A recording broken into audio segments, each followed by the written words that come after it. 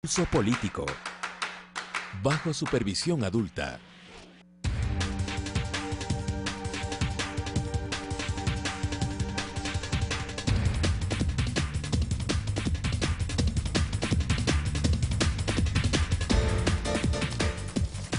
Bienvenidos amigos televidentes a Pulso Político. En esta noche de día martes 23 de agosto estamos transmitiendo en vivo y en directo y continuamos con los análisis que hemos venido tratando a lo largo de las últimas semanas. Comenzamos con el análisis del shock externo en la economía ecuatoriana.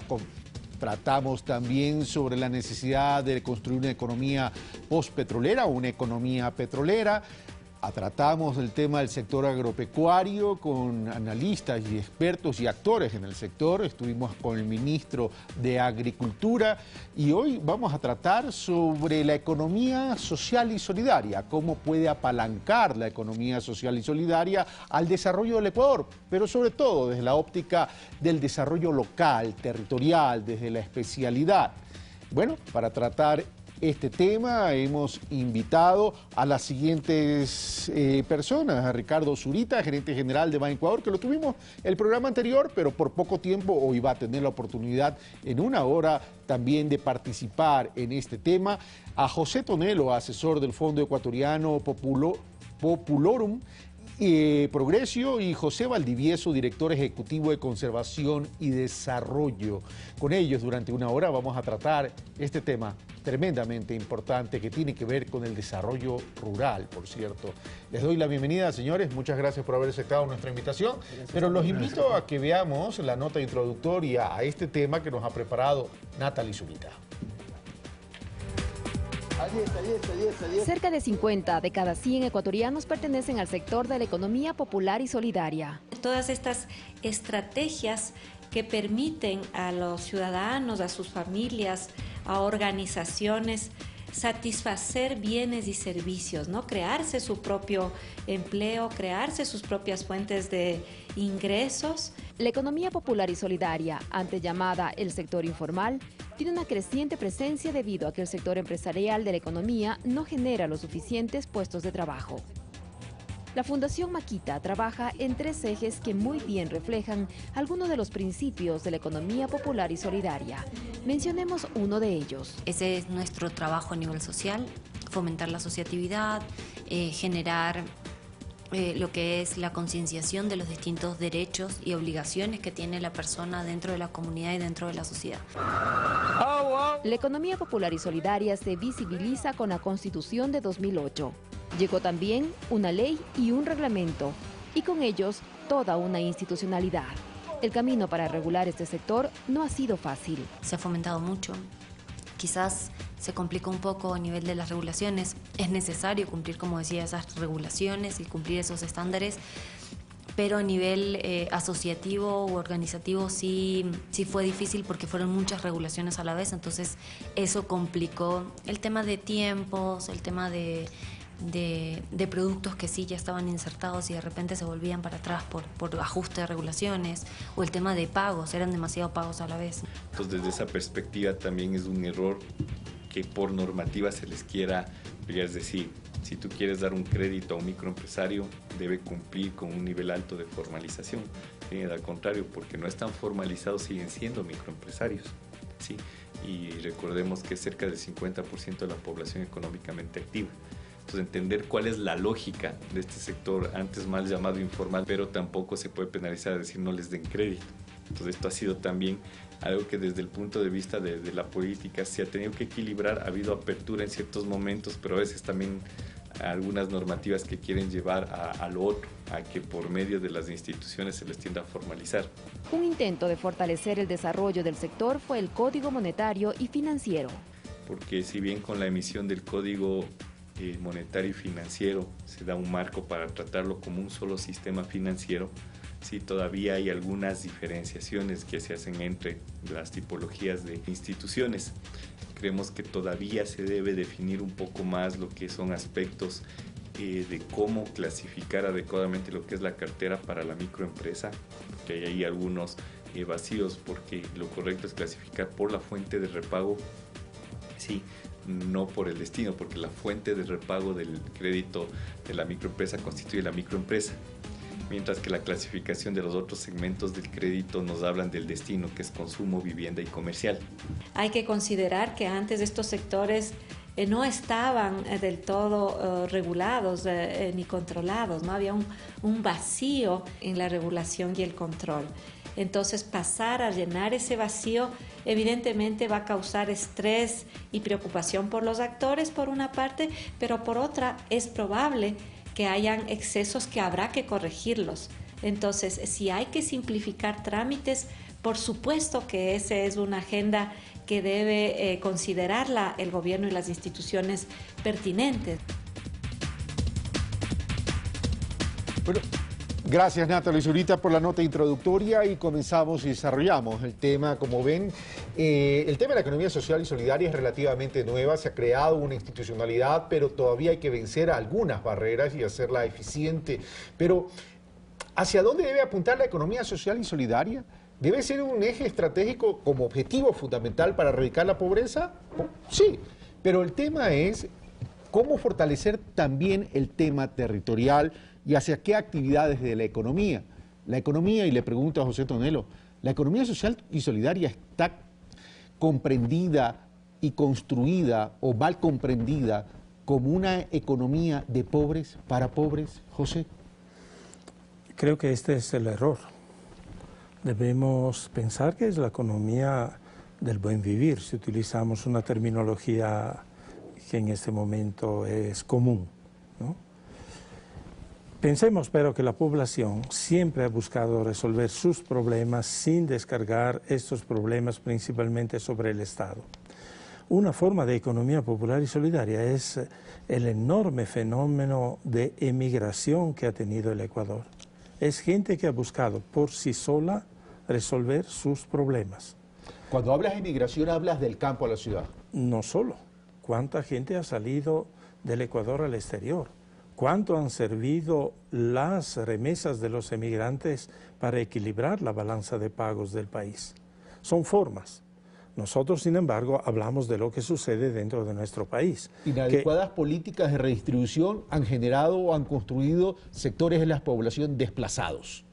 Yo pienso que la pobreza es un problema ancestral, tal vez exagero, pero ciertamente es un problema desde la colonia en adelante en nuestro país. La colonia ha explotado, digamos así, recursos sin dar a las personas que han trabajado para que estos recursos puedan ser explotados, sin pagar el justo valor del trabajo que se realizaba. Esto ha permitido la acumulación de grandes riquezas en pocas manos en el país, ha permitido también a nivel cultural la percepción de que hay personas nacidas con privilegios y personas nacidas sin estos privilegios.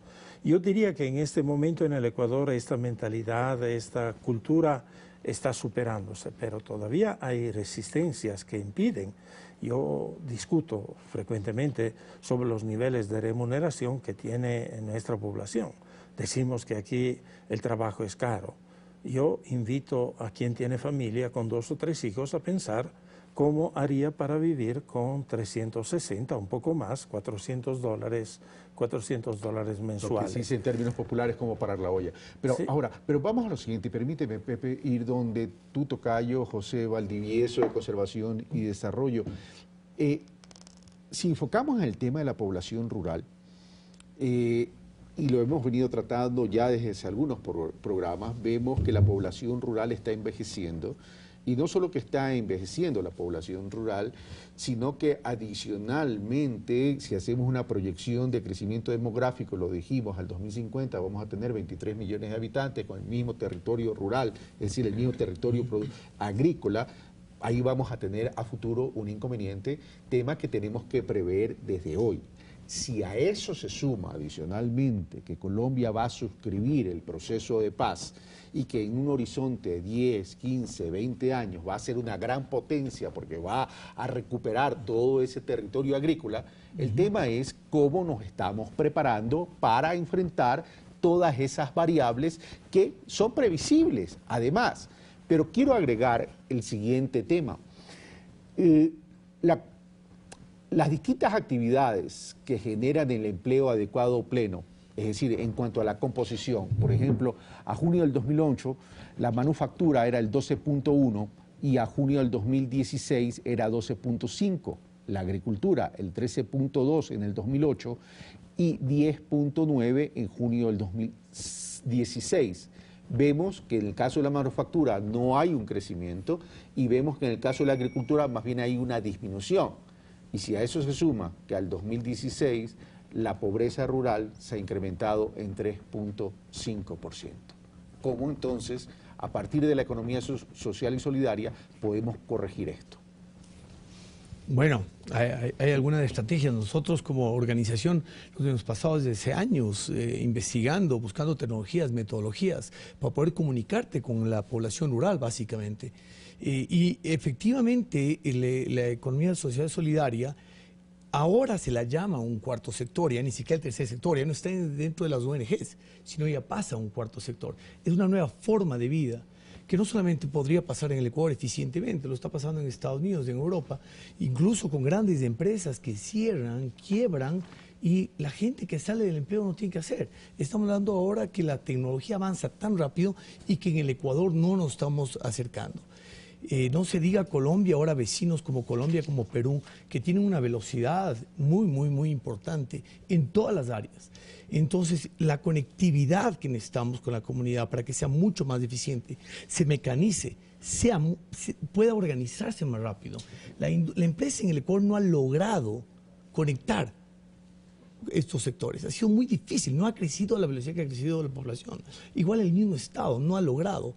Y ahí es cuando nace este tercer sector y nace ahora este cuarto sector, ya como lo determinan en algunas partes del mundo.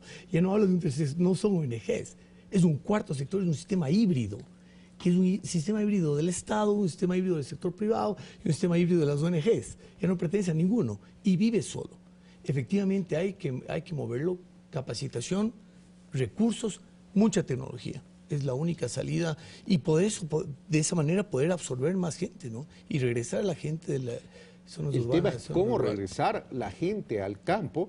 El señor ministro de Agricultura, en el programa anterior que tuvimos, él dio alguna expresión que tiene que ver con la política agropecuaria o la política agraria a partir del territorio. Los invito, antes de darle la palabra a Ricardo Zurita, que veamos esta declaración que tuvo el ministro de Agricultura, Javier Ponce, aquí en Pulso Político, sobre que la política agropecuaria tiene que partir desde la territorialidad. Veamos.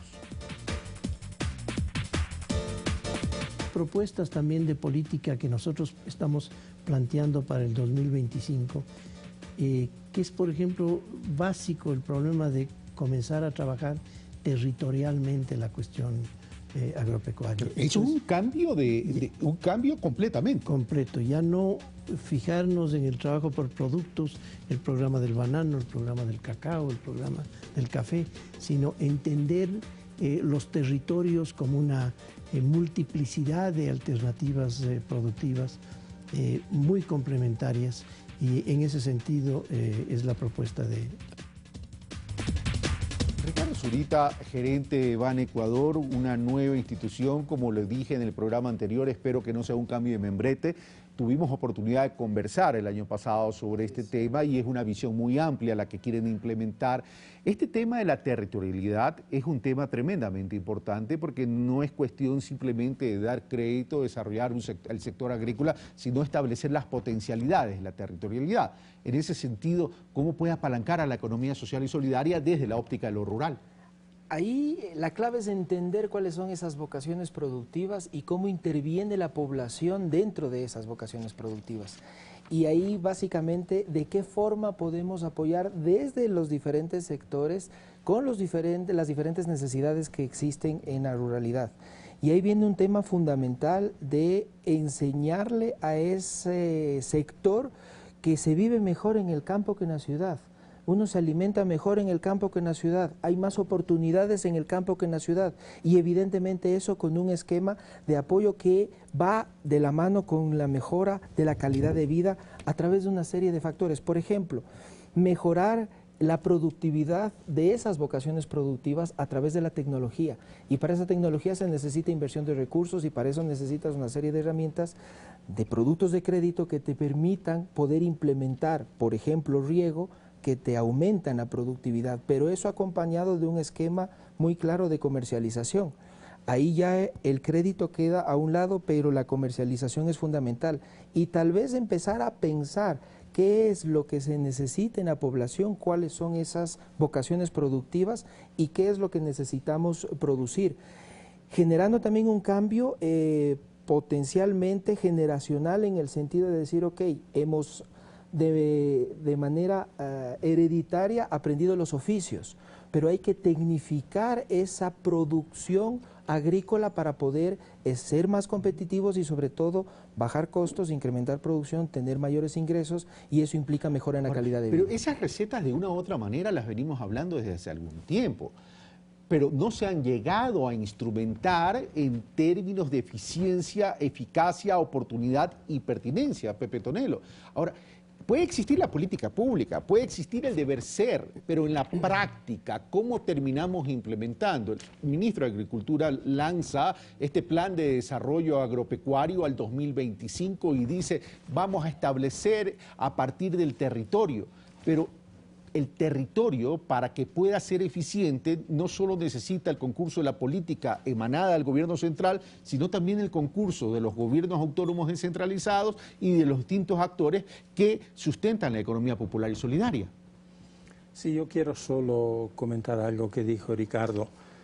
En el campo no se vive mejor que en las ciudades. Se puede llegar a vivir cuando el Estado hace su deber completo, obras de infraestructura, educación, salud, administración de la justicia, por lo menos, además de servicios como crédito, como capacitación. Y cuando las organizaciones que se van estableciendo entre la población, y la organización es uno de los ejes de la economía popular y solidaria. La economía popular y solidaria fuerte no es la de la persona que trabaja por su cuenta, que resuelve su problema. Que no es el emprendimiento individual. No. Es también parte, se puede decir, de la economía popular y solidaria. Son fuertes los emprendimientos de las organizaciones, de las asociaciones. En este momento están exportando, por ejemplo. Entonces, hay dos términos. Yo no me preocuparía por un Ecuador con 23 millones de habitantes. La productividad nuestra es muy baja. Sin aumentar la superficie cultivada, se puede llegar a alimentar mucha más población. O sea, hay que mejorar la productividad. Esto requiere tecnología, requiere capacitación de la persona, requiere crédito. Pero hay que hacer mucho trabajo sobre el tema de la calidad. Los campesinos serán ganadores cuando sus productos sean de alta calidad. Mientras esto no se dé, serán siempre víctimas de un mercado que en última instancia los explota, que no paga adecuadamente, aunque aquí en la ciudad los precios llegan muy caros, no paga adecuadamente el valor del trabajo que el campesino realiza en su finca o en las tierras comunitarias que en este momento se están explotando. Los jóvenes quedarán en el campo cuando en el campo no se hablará de problemas agrícolas o pecuarios, sino se hablará de ruralidad. Y para que esto se dé, en el campo deben llegar los tres sectores de la economía. En este momento está casi solo el sector primario, agricultura y ganadería. Los agricultores, sus familias, los jóvenes, yo he visto jóvenes ingenieros en alimentos que regresan a sus comunidades donde hay una empresa para la transformación.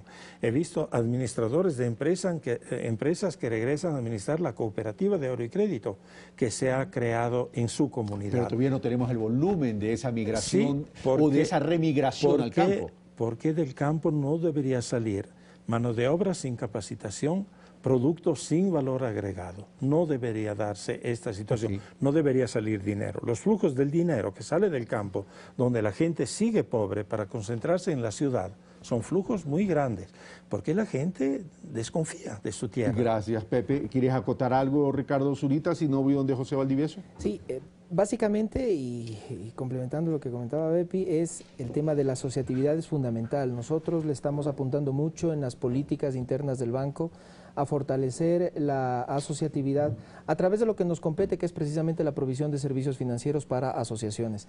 Pero no es solamente servicios financieros, asistencia técnica, capacitación, comercialización, entonces son una serie de factores que hay que generarlos.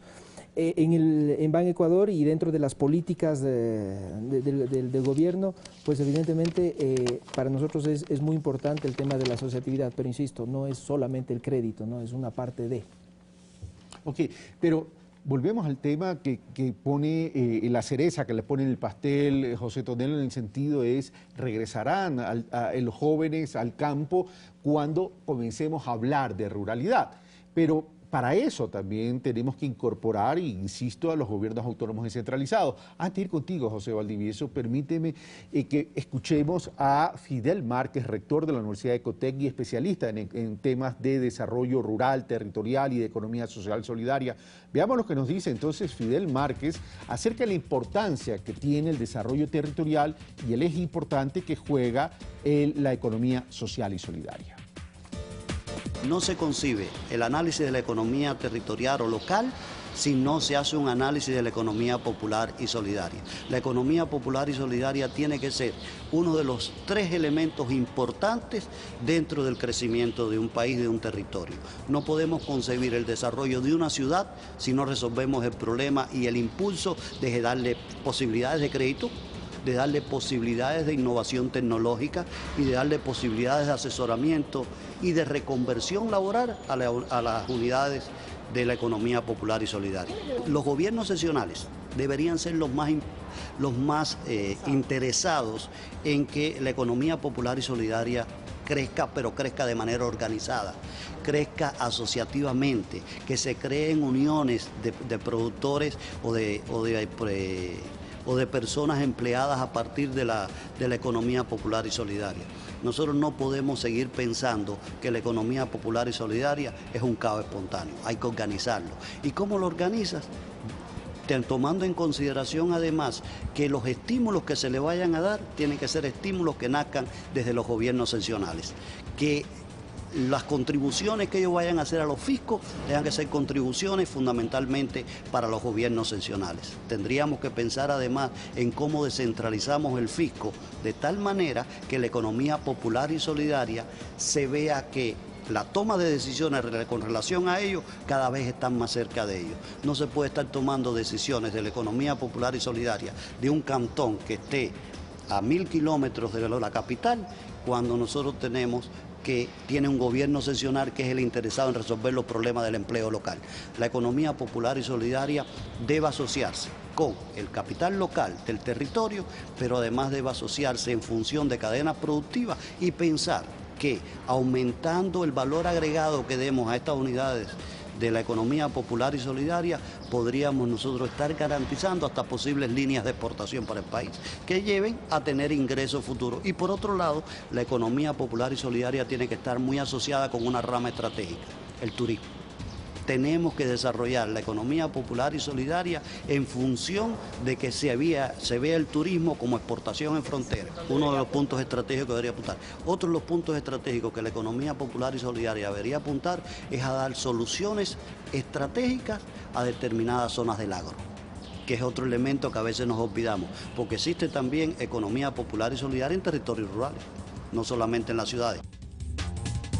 Esas son las declaraciones de Fidel Márquez, José Valdivieso. Es un marco general bastante completo, diría yo, pero quiero hacerles la pregunta, es decir, José Valdivieso de Conservación y Desarrollo es responsable también de la minga del cacao, el café. José Tonelo de Fondo Ecuatoriano Popular Un Progreso, ustedes tienen agrupados 57.000 familias, Pepe a través del Fondo Ecuatoriano Popular Un Progreso 140.000 familias, es decir, estamos hablando de asociatividad.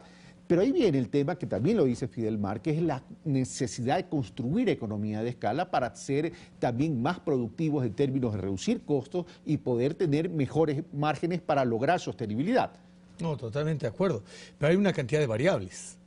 Las variables, tú tienes las variables de sostenibilidad que son complejas, tenemos que cuidar nuestros bosques, entonces ahí fue donde se armó los sistemas en los cuales podíamos arrancar y la minga del cacao llevó a eso, a poder podar 150.000 hectáreas de más de 50.000 personas, financiado por el Ministerio de Agricultura y una unión entre MSCH, Maquita Cozunchi y Conservación y Desarrollo, porque conocíamos del territorio, porque básicamente en el territorio en general ha estado el FEP, el Fondo Ecuatoriano Popular del Progreso, Conservación y Desarrollo y Maquita, que hemos estado en muchas de las áreas. Con eso sacamos metodologías, ya teníamos el sistema, cómo poder impactar, cómo llegar a 57.000 personas de esta forma, al igual que la minga de café. Estamos hablando que se van a sembrar, ya están casi sembradas 70.000 hectáreas de café, con 25.000 familias. Entonces ya son mega impactos de productos que no solamente sirven para el consumo ecuatoriano, sino son básicamente para exportar. Entonces cogemos varias aristas y le podemos unir al sistema. El ser un país mega biodiverso es bien complejo. La cantidad de productos que puedes poner en el territorio son enormes. Entonces te puedes desenfocar muy fácilmente. Y eso que el trabajo que ha hecho, y ya que lo tenemos y la información que existe este rato sobre el territorio actual en el Ecuador, ya podemos acercarnos más, pero para eso necesitamos políticas de largo plazo. ¿Y esas políticas a largo plazo existen? No, yo dudo que no, yo creo que no, porque en el caso nuestro ha sido 2 años sí, 10 años no, 2 años sí, 10 años no. Eso nos viene pasando desde hace 20 años. Entonces, efectivamente, no sabemos si vamos a seguir con la política pública o no vamos a seguir. Que es una política que todos tenemos que contaminar, incluso el sector privado. Entonces, hay que contaminarnos y de esa manera, efectivamente, llegar a lo que queremos, un agro eficiente, un agro que sea muy agradable vivir. Y nosotros hemos visto en café y en cacao muchísima gente en las ciudades que se van incorporando al campo. Es decir, una de las barreras es la falta de constancia en la política pública. Sí. En el caso de la minga, el cacao y el café, que es un esfuerzo de economía social solidaria asociativa, ¿crees tú, José, que estaría en riesgo? Sí. El último esfuerzo que se hizo semejante a la fuerza que se hizo en la actualidad fue en el Plan Colombia.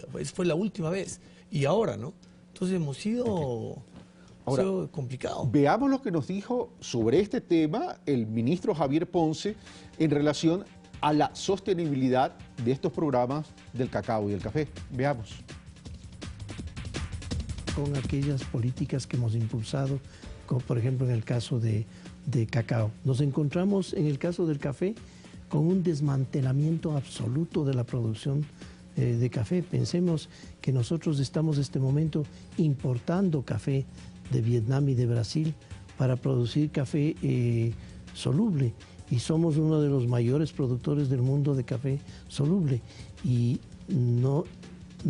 hemos perdido alrededor de 130.000 hectáreas de producción de cacao. Pero ahí hay en la un reto última que hay década. que recuperarlo. La minga del cacao ha sido exitosa, pequeños productores, pero el tema del café hay mucha tarea por hacer. Sí, ahora, pero... usted me habla de institucionalidad. ¿Significa que tanto la minga del cacao como la minga del café van a ser sostenibles en el tiempo? Evidente, tienen que convertirse en políticas públicas permanentes. Pero hay los recursos. Bueno, yo creo que hasta el momento hemos tenido los recursos. Ha habido, si quiere, un poco de estrechez en el último año por las dificultades económicas, pero ojo que hemos resembrado 70.000 hectáreas de café en estos 4 años. Y queremos llegar a la meta de las 130.000 hectáreas, que sería recuperar lo que existió de producción de café en los mejores momentos. Yo creo que la situación económica va a ir cambiando, va a ir mejorando, creo yo, y podremos ir institucionalizando programas fundamentales como estos.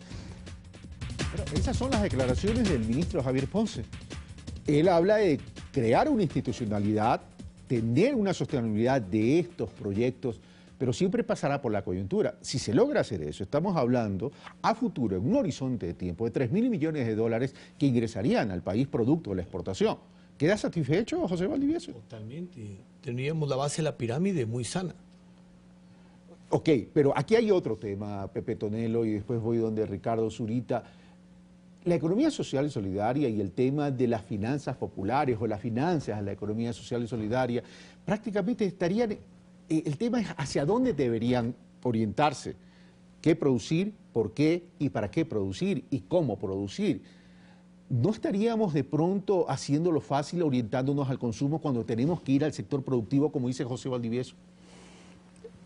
Es así. Sin embargo, muchos recursos nacionales, incluso de los sectores populares, en este momento se dedican al consumo. Hay una máquina, que es la que están viendo ahora nuestros espectadores, digamos, que propone el consumo 24 horas por día, 7 días por la semana. Y la gente cae en eso y piensa que la felicidad está ligada a cuántas cosas tengo y a cuánto consumo. A la acumulación. A la acumulación. ¿Quién puede acumular mucho? Acumula mucho. ¿Quién puede acumular poco? Acumula poco, pero la cabeza está hecha de la misma manera. O sea, yo ligo mi felicidad a lo que puedo tener. Nosotros decimos a los campesinos que primero viene la producción y después el consumo. No te puedes endeudar para comprar bienes de consumo. Primero lo produce, después con tu plata compras lo que quieres. No somos dueños de la vida de los demás, pero sí hay un potencial de exportaciones no satisfechas. En nuestro caso, como FEP, como Camari, no estamos en capacidad de responder a las demandas de productos que nos vienen desde el exterior. Hablo de exportación, ¿no? Pero hay sectores, hablo de las tantas industrias lácteas que se han constituido, industrias comunitarias, campesinas que se han constituido. No hay una satisfacción completa de la demanda de productos lácteos de buena calidad en el país. Por lo tanto, hay muchas posibilidades de producir más, ¿no es cierto?, solo con las capacidades actuales. Después, cuando se implementen procesos para que aumente la producción. Yo digo siempre a los campesinos, en Pasto, en Colombia, se producen más papas que en el Carchi. En el Carchi, que producen muchas, son la provincia del Ecuador que más produce, se produce más que en el centro de la sierra. ¿Por qué será así? ¿Ya? ¿Por qué no aprendemos de dónde se produce más? Los campesinos dicen, mi vaca da pena, no da leche. Vacas que dan 5 litros. En el FEP hemos demostrado, sin cambiar los animales, que con un mejor trato el mismo animal me puede dar 15 litros de leche por día. ¿Cuánto mejoraría la condición económica de esa familia que tiene 5 vacas? Volvemos al tema recurrente. No hemos sabido trabajar en productividad. No hemos sabido trabajar. Hay que trabajar mucho más y esto es capacitación. Esto es también simplificación normativa. Yo considero indispensable plantear normas que no aumenten los riesgos, especialmente cuando hablamos de finanzas, ¿no?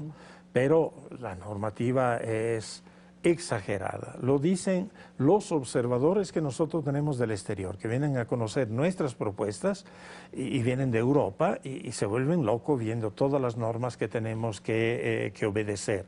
Entonces, una simplificación normativa para que la gente se anime. Hoy hay normas tan complejas que muchos campesinos no quieren ser dirigentes de sus organizaciones. En el campo de la finanza, por ejemplo, por el tema de los créditos vinculados. Si yo soy dirigente de la cooperativa, castigo a todos mis familiares. Y entonces uno se retrae. Y es un tema recurrente que lo vamos a ver en el desarrollo del programa cuando entremos ya al tema de las finanzas per se. Pero Ricardo Zurita, que hay que responder entonces a lo expresado por Pepe Tonelo. Es una realidad y ahí lo que se necesita es identificar con claridad también con las reglas actuales de la normativa cómo podemos impulsar el que las instituciones del sistema financiero popular y solidario dirijan mayor cantidad de sus recursos precisamente al sector de la economía popular y solidaria. Pero la normativa depende del Estado. Y en este caso de los reguladores, la política por supuesto, pública, que es el gobierno central a través de la superintendencia de banco. Por supuesto, pero también ahí viene un tema de cuidar los recursos, ¿no? O sea, aquí hay que tener muy en cuenta con qué fuentes de fondeo se está dando ese crédito. Entonces también hay que tener en cuenta que esas fuentes de fondeo, si son captaciones del público, hay que cuidarlas. Y eso significa saber administrar los riesgos crediticios de una manera adecuada. Pero eso no quita que no podamos llegar a sectores rurales sabiendo administrar precisamente esos riesgos. Ricardo Zurita, hoy estás en Ban Ecuador, pero tú tienes una experiencia en el tema de finanzas populares desde el sector privado. ¿No será acaso que más bien el Estado en su conjunto, no entiende las finanzas populares o las finanzas de la economía popular y solidaria y la equipara a la banca comercial o al sistema financiero comercial y no hace una diferenciación al respecto? Yo creo que en los últimos años más bien ha sido todo lo contrario y nos hemos acercado precisamente a entender la economía popular y solidaria. La prueba está que tenemos una ley de economía popular y solidaria, el Código Orgánico Monetario y Financiero ya marca la pauta para poder generar atención a sectores mucho más, de manera mucho más especializada, y eso también genera diferenciación incluso en las regulaciones desde el punto de vista del sistema financiero, tanto popular y solidario, regido por la Superintendencia de Economía Popular y Solidaria y la Superintendencia de Bancos. Entonces, existe ese impulso que hace falta aterrizar algunos temas, por supuesto que sí, pero que es importante el saber llegar también, y eso va de la mano con la metodología y cómo las instituciones conocen los nichos de mercado a los que atienden y cómo aterrizan precisamente a esos sectores. Vamos a quedar ahí, Ricardo Zurita, tengo que irme a un corte, pero al regresar vamos a escuchar a un actor de la economía popular y solidaria y sobre todo en la finanza, qué opina del exceso de normativa que obliga en ciertos casos a acceder al chulco en algunos territorios. Venimos de inmediato.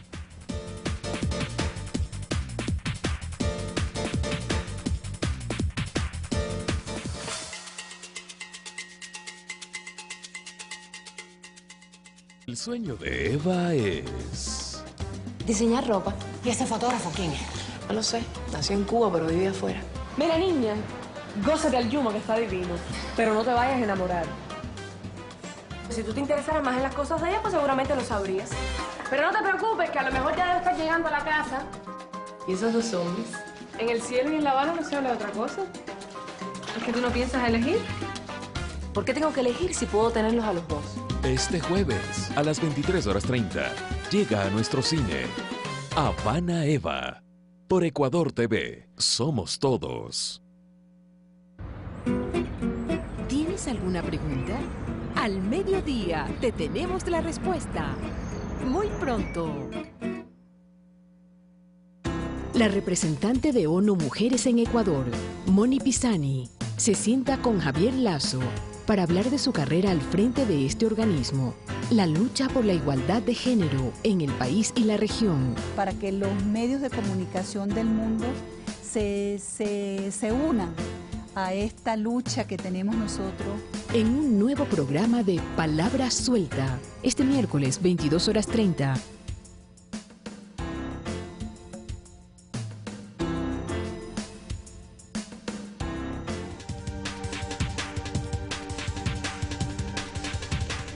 Bueno, regresamos, esto es Pulso Político, estamos analizando la economía social solidaria, no solamente por la importancia en cuanto a la constitución de un eje estratégico para inclusión económica, movilidad social, desarrollo territorial, erradicación de la pobreza, sino también estamos hablando de las barreras que hay que vencer.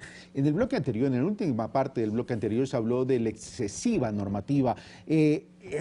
Ricardo Zurita, quiero que escuches bien a un actor de la Red Financiera Rural, Javier Vaca, quien es su director ejecutivo, que nos dice acerca de este tema, que obliga a veces este exceso de normativa y que evita entregar recursos a gente que realmente lo necesita, pero que no tiene el récord crediticio correspondiente a acceder a los chulqueros. Veamos.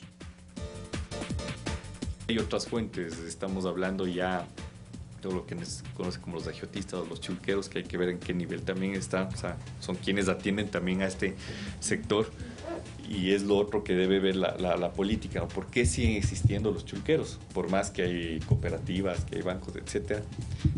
¿Cuál es la ventaja? Más bien poniéndoles desde el punto de vista del beneficiario final de la economía popular y solidaria, ¿por qué siguen yendo a chulqueros y a instituciones? Pronto por temas de oportunidad, de eficiencia, por temas de no ser visibles ante la autoridad de rentas, por ejemplo. O sea, si yo me estoy visibilizando con un crédito y estoy entregando información de mi facturación, o si estoy accediendo ya ahora a canales electrónicos, a medios electrónicos, cada vez hay más fuentes de información donde el SRI puede nutrirse para saber qué actividades económicas tienen los ciudadanos. Muchos ciudadanos prefieren decir, yo no quiero estar en esa dinámica y sigo trabajando con el mismo sector informal de la economía, que en este caso serían los chulqueros, porque caso contrario, ¿qué ventaja del chulquero si cobra una tasa mucho más alta o elevada, o las condiciones no son las adecuadas, ¿no? Entonces esta es una reflexión también que hay que hacerse. Ese exceso de normativa que demora la instrumentación de los créditos, las personas, en algunos casos, según Javier Vaca, director ejecutivo de la Red Financiera Rural, preferiría pagar más con el riesgo que conlleva acceder a los chulqueros en vez de esperar la agilidad, la eficiencia, la oportunidad y la pertinencia del crédito. Partamos porque la regulación es absolutamente necesaria y creo que en los últimos años el Ecuador ha hecho un gran trabajo en la regulación desde el punto de vista del sistema financiero. La regulación no está en discusión, es necesaria. Por supuesto, el exceso de regulación. Producto de eso es la solvencia precisamente que tiene el sistema financiero actual en el país. Pero si desde el lado de las instituciones financieras, desde el lado de las cooperativas de ahorro y crédito, sabemos interpretar esa normativa, sabemos manejarla, se sabe hacer una metodología interna adecuada, se puede ser eficiente y eficaz dentro de la... Sí se sabe, el tema es, ¿lo saben ahora? Bueno, yo creo que sí, porque la experiencia está en que hay instituciones financieras que dan crédito de una manera bastante ágil. Esas instituciones financieras no necesariamente están en la economía popular y solidaria, y es ahí donde tenemos que generar un mayor impulso. Actualmente, en el tema de los chulqueros, se puede generar un cambio radical. Nosotros mañana inauguramos una agencia en el mercado mayorista de Ambato, en donde lo que vamos a hacer es precisamente hacer a un lado a los chulqueros, darles crédito ágil a los comerciantes que están en el mercado mayorista y empezar a cambiar la tasa de interés por una razón muy simple. No se trata solamente de pagar el 10% mensual que te cobran los chulqueros porque me dan rápido. Se trata de tener una tasa que le permita a la institución financiera tener sostenibilidad y que el impacto social, en el caso de Ban Ecuador como banca de desarrollo, buscamos una alta rentabilidad social, nos permita generar esos impactos sociales a través de la provisión de servicios. ¿Que se lo puede hacer actualmente? Evidentemente sí. ¿Que hay que ajustar ciertos temas? Sí. Y de hecho lo estamos haciendo y vamos a proponer algunos cambios en la regulación. Solo para terminar, Carlos, pero es importante también considerar que la metodología interna, la capacitación del personal, los oficiales de negocios tienen que estar muy bien formados y sobre todo tienen que conocer y estar en territorio. Si no están en territorio no se va a poder dar un crédito adecuado. Pepe Tonelo, al respecto. Yo estoy de acuerdo.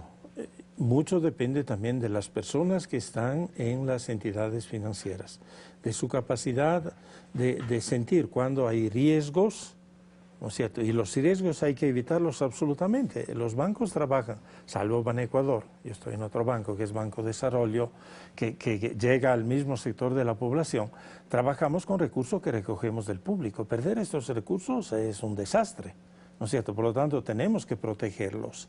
Encontrar el equilibrio, por lo tanto, pasa por el filtro de las personas. ¿Cuántas normas aplico? ¿En qué momentos? ¿Cómo ayudo a la gente a crecer? Comenzando de lo poco para llegar a cosas mucho más importantes. Esto pasa por la sensibilidad de las personas, de los dirigentes de las entidades financieras, sean estas cooperativas o sean bancos. Ok, ahora, uno de los temas que es importante, José Valdivieso, es el tema de la asociatividad y de la especialidad. En el sector que tú representas se da las dos cosas, asociatividad y especialidad. Pero antes de pasarte, quiero que escuchemos de nuevo a Fidel Márquez al respecto para poder desarrollar este tema. Veamos. En las condiciones del país, la economía popular y solidaria debería pasar de la palabra, del hecho, o de la ley escrita, a pasar a un proceso de asociatividad entre los propios integrantes de la economía popular y solidaria, de acuerdo a los territorios, por un lado, y por otro lado asociatividad con la empresa privada para que pueda generar, aumentar las cadenas productivas, llevar también como consecuencia aumentar las escalas de producción de la empresa privada sin necesidad de nuevas inversiones, sino con una pequeña inversión y con asociatividad con la empresa de la economía popular y solidaria, la unidad de la economía popular y solidaria, llegar a generar elementos que hagan que incremente la producción, incremente la productividad del trabajo en el país y por tanto se logre una mayor productividad. Esto nos llevaría entonces a que los integrantes de la economía popular y solidaria con este tipo de asociatividad o incrementen sus posibilidades de ingreso y por tanto incrementen sus posibilidades de mejoramiento de la calidad de vida. José Valdivieso, pero también se requiere, y en el caso de ustedes han desarrollado investigación, innovación, ciencia tecnología para poder no solamente tener productividad, sino tener competitividad en los mercados internacionales. Pero para aquello se requiere Kuczki. Mucho de las políticas en términos de agricultura en Estados Unidos y en Europa son subsidiadas. El tema entonces pasaría por ese apalancamiento en términos de protección y en términos de flexibilidad para poder apalancar a estos sectores. En ese sentido, la especialidad y la asociatividad podría estar garantizada a través de una política también de subsidios para poder generar investigación, para poder generar innovación, ciencia y tecnología. Nosotros creemos que el sistema asociativo es importante, pero creo que tenemos que redefinir el sistema asociativo. Pues en el sector de cacao hay 120.000 productores. Los 120.000 no hay más de 12.000 asociados. Por lo tanto, significa que es una mínima cantidad, estamos en 10%. ¿Qué tiempo nos vamos a demorar más en organizarles a los demás? ¿Qué? ¿50 años, 60 años, 100 años? No tenemos tiempo. Entonces, que redefinir la forma como se pueden organizar. La economía solidaria te lleva a eso. Posiblemente que se organice entre 5, 6 familias, 7 familias. Y poder ahí imponer los cambios tecnológicos, los cambios metodológicos. Si yo tengo una máquina, ¿por qué repartir una máquina a cada familia? Posible una máquina puede servir para 10 familias. Y es lo que estamos haciendo ahora, lanzando la minga de la mecanización. Pero si esas personas no la pueden manejar la máquina, no nos sirve. Es súper complejo. Nosotros los ecuatorianos hemos perdido ahí, tenemos un hueco entre la máquina y el ser humano. ¿Cómo podemos usar eficientemente esa máquina en el territorio para que nos dé productividad? Entonces, estos cambios de innovaciones metodológicas es bien complejo. El sistema de investigación, lo dudo que el Estado se lo pueda delegar. Es bien complicado, es muy costoso. Es muy costoso, toma demasiado tiempo. En el caso nuestro hemos logrado unir a muchísimos científicos que prácticamente lo han hecho a pro bono. De esa manera se ha logrado descubrir los superárboles de la Amazonía, que esto nos está llevando al boom a que la Amazonía tenga una virtud en este rato que es producir cacao, porque tiene los superárboles. Ya que los otros clones, los otros árboles, las otras plantas que estaban en la costa ecuatoriana no se daban por las condiciones geográficas. Pero esto requiere también una articulación pública-privada. Totalmente, necesitas. Porque por sí solo no lo van a poder hacer. No puedes. Veamos entonces lo que nos dice Javier Villasís, que es un director ejecutivo de parte del MAGAP en el programa de Cacao y Café, en términos de la articulación pública y privada. Siempre debe existir un MAGAP, un Ministerio de Agricultura, el Ministerio de Industrias y la política pública bien sólida, que tenga una visión de largo plazo y que tenga una visión del contexto mundial de estas cadenas. No podemos nosotros dejar solo en manos de un productor o una organización que tiene solo la visión local. Es totalmente necesario para la ejecución y el desarrollo, pero la visión mundial, hacia dónde van estas cadenas, es lo fundamental. Cuando hablamos de café y cacao, por ejemplo, el umbral de exportaciones al que podemos llegar, según el mercado mundial, es de más de 5.000 millones. En el nuevo planteamiento de política pública de más largo plazo, de más largo aliento, hasta el 2025, nos planteamos como meta que el Ecuador puede exportar más de 3.000 millones en ambas cadenas. Esto quiere decir que versus el petróleo, versus otras economías, va a ser muy importante y depende fundamentalmente del esfuerzo de los sistemas de economía popular y solidaria. Y depende de que exista una política pública que esté ahí vigilante, que los acompañe en este proceso de innovación, en este proceso de crecimiento y que se blinde también ante ciertos intereses que no necesariamente son del bien común y como lo propone la Revolución Ciudadana. Ricardo Zurita, es decir, Javier Villasís, que es funcionario del MAGAP, dice Ministerio de Agricultura, Agropecuaria, Ganadería, etcétera, dice, no los podemos dejar solos, es indispensable que exista la política pública y que exista el acompañamiento. Pero para poder fortalecer todo este tema de productividad y ser competitivo en los mercados exteriores, se requiere también financiar este tema de tecnología. El BAN Ecuador va a asignar recursos también para financiar tecnología. De hecho, con el proyecto de café y cacao estamos trabajando y se están financiando a pequeños productores a mediano plazo, hasta 7 años, con periodos de gracia, para que puedan reactivar y, atado con los incentivos que da el MAGAP, poder mejorar la productividad. Y es un efecto evidentemente de mediano a largo plazo. La idea es mejorar precisamente esa productividad y esos incentivos, o subsidios, prefiero llamar incentivos, progresivamente van disminuyendo para que el agricultor, el pequeño productor, vaya también asumiendo en su determinado momento ciertos costos que no necesariamente tienen que estar de manera perenne asumidos por el Estado, sino que en su momento tendrá también que asumirlos el pequeño productor. De hecho, en Ban Ecuador el enfoque es hacia cadenas de valor, hacia asociatividad, y nuestra cartera, el 60% de nuestra cartera está precisamente en actividades pecuarias y agrícolas. Y el enfoque en todo lo que es la economía popular y solidaria, los pequeños productores, café y cacao, estamos trabajando de manera muy articulada con el MAGAB, y no solamente con el MAGAB a través del proyecto, sino también cerrando el círculo con las empresas ancla, que son el sector privado, en donde nos ayudan a disminuir los riesgos porque la venta está garantizada, el flujo de ingresos está garantizado para ese pequeño productor, y eso hace que los riesgos disminuyan y se pueda dar créditos con mayores flexibilidades en cuanto, por ejemplo, a lo que se hablaba de calificación en buro de crédito. Nosotros somos ahí bastante flexibles para poder otorgar los créditos cuando logramos cerrar este círculo entre el sector público, el sector privado y obviamente el banco. Uno de los problemas que tiene también la economía popular y solidaria, o social y solidaria, que realmente me gusta llamarla más así, es el tema de los costos, y a veces este tema de los costos hace que estas iniciativas o emprendimientos no sean sostenibles. Veamos lo que también nos opina Javier Villasís, director ejecutivo del programa Cacao y Café del MAGAB. ¿Qué importancia tiene realmente fortalecerlos en cuanto a la estructura de costos? Porque lamentablemente en los últimos años lo que se dio fue un fenómeno en que las organizaciones se fueron creando a partir de apoyos de ONGs, hablo de los últimos 20 años, y se fueron haciendo dependientes de apoyos externos. Entonces, de fondo, cuando hablamos de una cooperativa o de una organización de productores pequeños, de fondo no son empresas sostenibles desde el punto de vista económico. O sea, son empresas de producción que, sin embargo, funcionan como empresas con un beneficio social. Efectivamente, el beneficio social debe estar, por algo es la economía popular y solidaria. Sin embargo, de fondo, esto debe ser basado en un proceso eficiente de negocio. Hablamos de un volumen racional de productividad y una diferenciación aprovechando todas estas ventajas.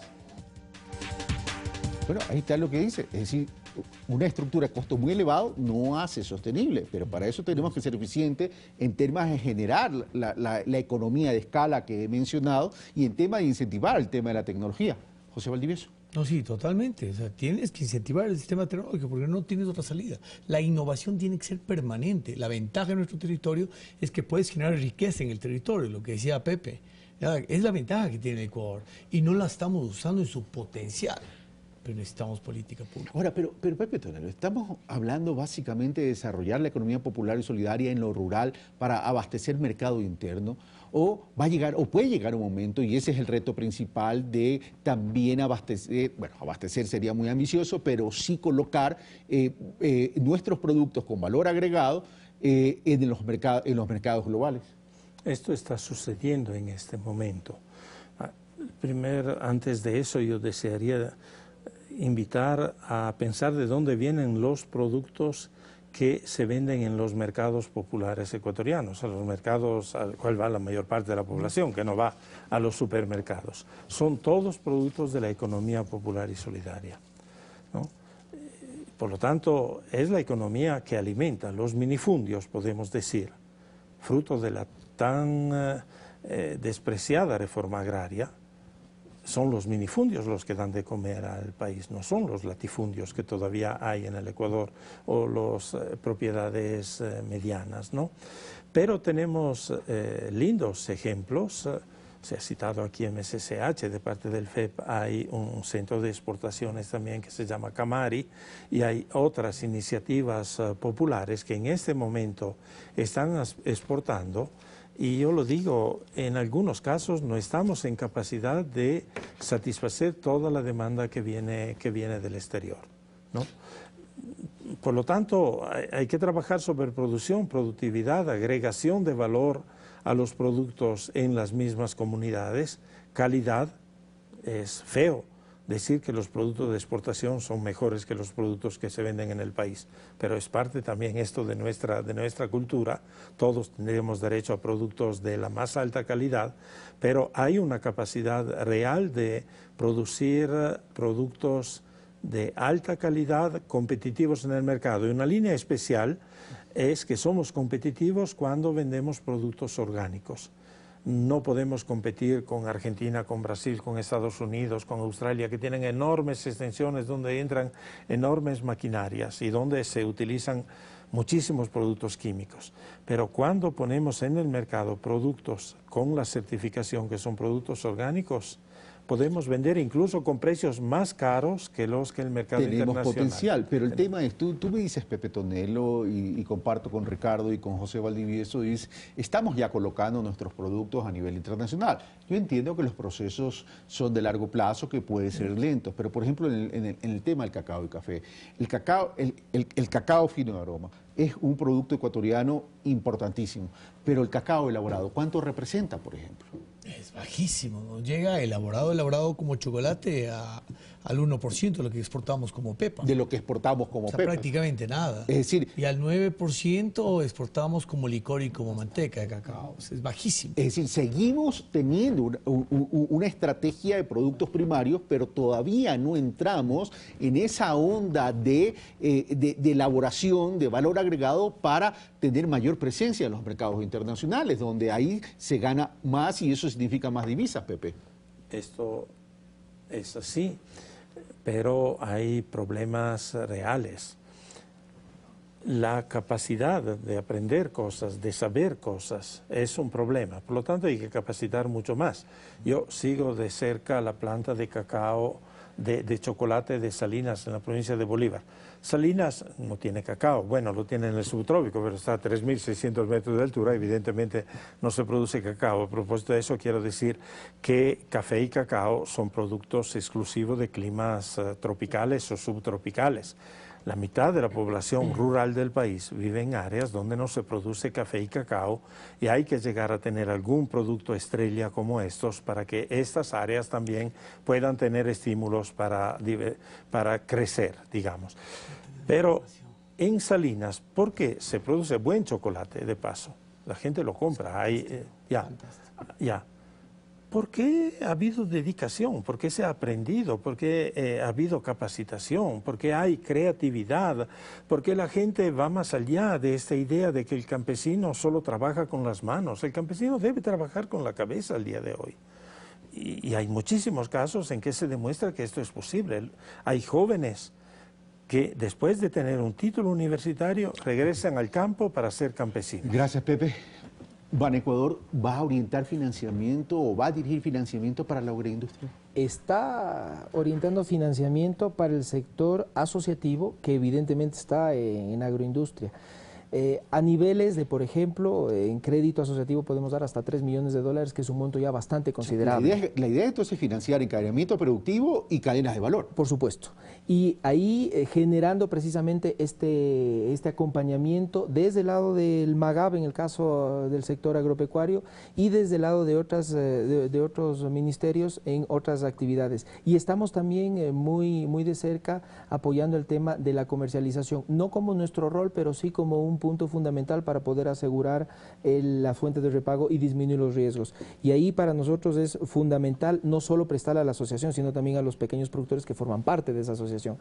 Dentro de la meta que tenemos de 285 millones de colocar en este año, nuestro enfoque está precisamente en colocar al menos el 60% en el sector agrícola. Gracias. Pepe, ¿tú querías acotar algo? Quiero solo dar datos. En el país hay 130 queserías rurales comunitarias. Hay más queserías rurales, pero familiares, ¿no? Hay como 15 fábricas de embutidos comunitarias, hay como 50 grupos de mujeres que yo conozco, algunas de estas se exportan con fábricas de mermeladas o de dulces, de cocadas, de otros confites, digamos. Hay 250 comunidades rurales con molinos para moler los granos y vender harinas, vender balanceados. Entonces, el sector secundario ya está entrando en las comunidades rurales. Y lo que se dijo también por parte de una de las personas que intervinieron, el turismo, los servicios, el transporte, las comunicaciones son otras líneas de trabajo que emplean a mucha juventud rural.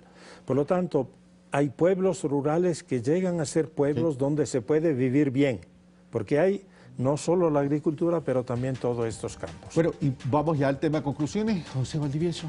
Yo te quería dar hay que soñar en esta vida, ¿no?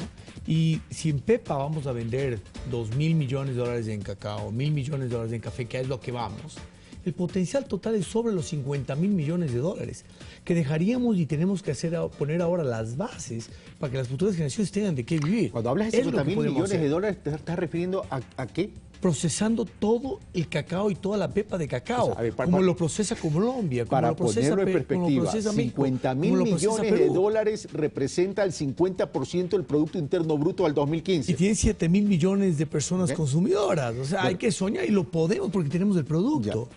Tu conclusión, 30 segundos, Ricardo Zurita, para tu conclusión. Aprovechar las bondades que tiene el Ecuador. O sea, tenemos unas ventajas tan grandes que desde el punto de vista de calidad de los productos del sector rural, de la agricultura, del turismo, podemos sacarle un beneficio extraordinario para el país, y eso evidentemente acompañado con una serie de políticas públicas que es fundamental. Gracias, 30 segundos, Pepe. Sí, la economía popular y solidaria emplea el 50% de la población económicamente activa del país. Este sector merece mayor apoyo público. El Estado sigue diciendo que tiene una deuda con el agro. Hay actores públicos y privados que pueden ayudar a pagar esta deuda. Gracias, Pepe Tonelo. Y Montserrat Pons Moreira nos dice: ausencia de información y capacitación a las zonas rurales por las autoridades competentes, nulas políticas públicas. Lo que no se comunica, no se conoce, y lo que no se conoce, no existe. A fortalecer la comunicación. No digo que sea algo general, pero hay personas que se sienten que no tienen la información correspondiente. Esto fue Pulso Político, soy Carlos Rabascal, yo los espero mañana en Pensamiento Crítico, por cierto, y el próximo martes con más Pulso Político, con la presencia del ministro coordinador de la Política Económica, Patricio Rivera.